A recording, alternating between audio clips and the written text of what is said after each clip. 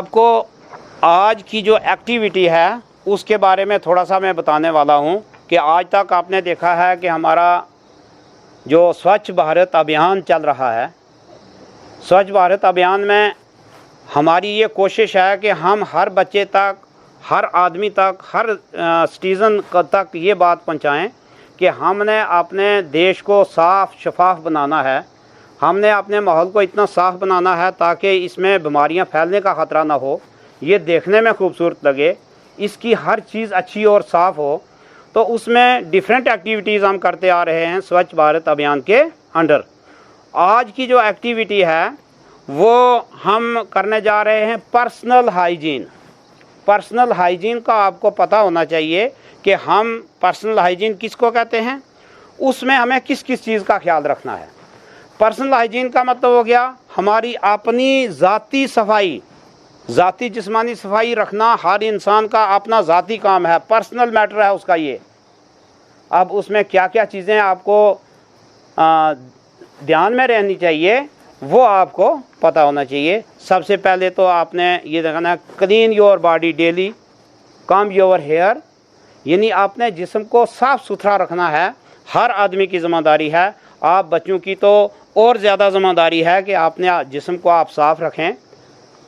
उसके लिए आपको दिन में एक बार या ज़रूरत पड़े तो 2 बार भी अगर नहाना पड़े तो नहा धो कर अपने आप को साफ़ रखें ताकि आपके जिस्म के साथ जो गलाज़त लगती है, जो पसीना आता है, जो डस्ट और धूल वगैरह आप पर हवा के ज़रिए उड़कर बैठती है, उसके ज़रिए साथ में कुछ बीमारियां भी आती हैं ताकि वो आपको ना लगें।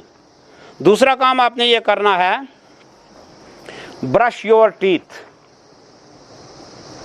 आपने दांतों को साफ़ करना है, आपने दांतों को ब्रश करना है। अब कितनी बार ब्रश करना है? एक सुबह जब आप उठते हो, दूसरा शाम को जब आप सोते हो। सुबह ब्रश करने से शाम को ब्रश करना ज़्यादा ज़रूरी है।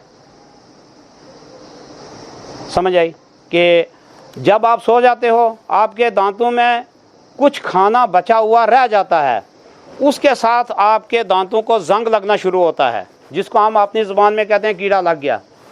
वो जंग जो है आपके दांतों को ख़राब करता है, मुंह से बदबू आना शुरू हो जाती है, दांत आपके आस्ता आस्ता कमज़ोर होना और ख़त्म होना शुरू हो जाते हैं। और फिर एक बार आपके दांतों को जब बीमारी लगेगी तो फिर वो सारे दांत ख़त्म हो जाएंगे। इसलिए आप रूटीन बनाओ कि सुबह और शाम 2 टाइम आप क्या करो,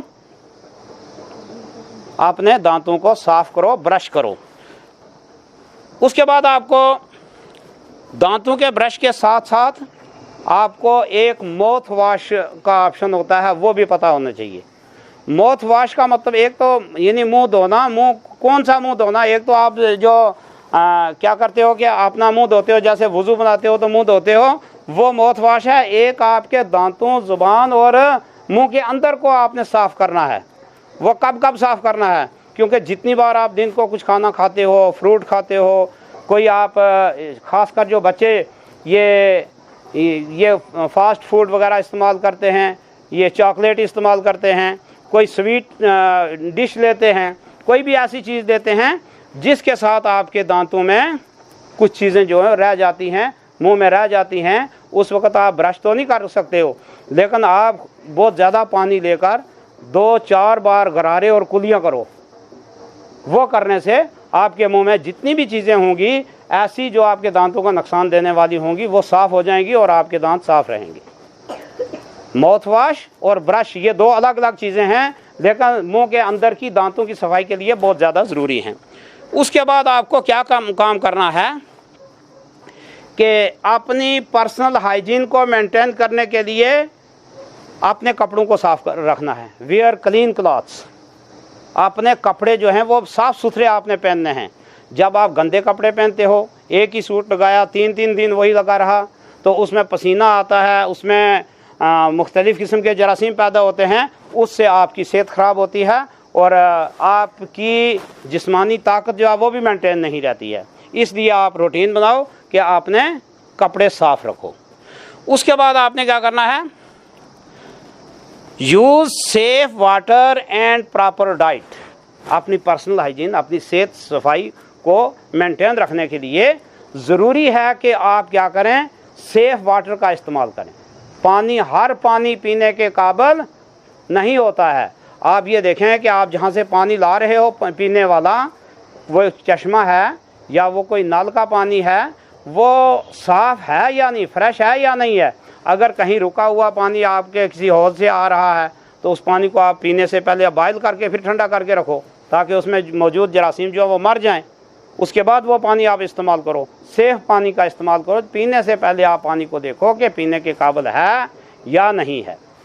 उसके बाद आपने प्रॉपर डाइट का इस्तेमाल करना है। प्रॉपर डाइट का मतलब हो गया बैलेंस डाइट, यानी कि आप सिर्फ मक्की की रोटी खाते हो तो वही खाते रहते हो, ये आपकी सेहत के लिए काफ़ी नहीं है। आपको फ्रूट खाने की भी ज़रूरत है, आपको मीट खाने की भी ज़रूरत है, आपको अंडा भी इस्तेमाल करना है, आपको चपाती भी लेनी है, मक्की की रोटी भी खानी है, आपको चावल का इस्तेमाल भी करना है। बारी बारी आप जब इस्तेमाल करोगे, इसको कहते हैं proper and balance diet. Proper and balance diet जब आदमी लेता है तो उसकी सेहत ठीक रहती है। ये कुछ लोग जो कमज़ोर रह जाते हैं, इनमें किसी न किसी किस्म की कोई वीकनेस या कमज़ोरी रहती है, क्योंकि जो हम हर किस्म का खाना, अल्लाह ताला की बनी हुई जो नेमत है ना, उसमें अलग अलग जिस्म की ज़रूरत के मुताबिक ग़िज़ाइयत होती है, वो हमें मुख्तलिफ़ चीज़ों से मिलती है। तो हमें सारी वो खाने वाली चीज़ें जो हैं बारी बारी इस्तेमाल करनी चाहिए। उसके बाद आ गया आपका पर्सनल हाइजीन में सबसे इम्पॉर्टेंट चीज़ जो है वो है कि चेक योर नेल्स प्रॉपरली। आपने अपने नाखून बार बार देखने हैं कि क्या आपके नाखून बड़े हुए तो नहीं हैं। अगर आपके नाखून बड़े हुए हैं, उनको टाइम टू टाइम काटना है, उनको बराबर रखना है। और फिर ये देखना है कि आप जब भी हाथ धोते हो, क्योंकि कल आपने हैंड वॉश डे मनाया ना, हैंड वॉश डे में आपने हाथ धोने का तरीका देखा था कि कैसे हाथ धोए जाते हैं। और वॉश योर हैंड फ्रीक्वेंटली, अपने हाथों को बार बार धो। अब ये नहीं कि सुबह आप धो लिए और फिर शाम को धो लिए, जैसे ब्रश किया और सीधा हाथ भी धोए। आपको कोई चीज़ उठा के यहाँ से वहाँ रखी है तो फ़ौरन आपने हाथ धोने हैं। आपको खाना खाने के लिए बैठना है तो उससे पहले आपको प्रॉपरली अपने हाथों को धोना है और साबुन के साथ धोना है। उसके बाद आप खाना खा चुका, उसके बाद फिर आपने अपने हाथों को धोना है। आप कोई भी काम करते हो उसके बाद आप हाथों को धोया करो। और हाथ धोते वक्त आप अपने नाखून का ख्याल रखो कि नाखून के नीचे अक्सर जरासीम रह जाते हैं, मैल रह जाती है जिसमें जरासीम होते हैं। और आप हाथ से जब खाना खाते हो तो वो खाने के साथ मिलकर आपके अंदर चले जाते हैं और मुख्तलिफ़ किस्म की बीमारियां फैलाते हैं। यही वजह है कि अक्सर जो सफाई मेंटेन नहीं रखते वो अक्सर बीमार होते हैं। तो इसका आपने पर्सनल हाइजीन में ख्याल रखना है। उसके बाद एक चीज़ और बहुत इम्पॉर्टेंट है, वो है थिंक पॉजिटिव। ये भी पर्सनल हाइजीन में ही है कि आप अच्छा सोचो, किसी के बारे में अच्छा सोचो, अपने बारे में अच्छा सोचो। आपके गंदे ख्यालात, आपकी ये दुखी और परेशान करने वाली सोच आपकी सेहत के लिए ठीक नहीं है। वो आपको परेशान करके, आपको दुखी करके, आपको बीमार कर देती है।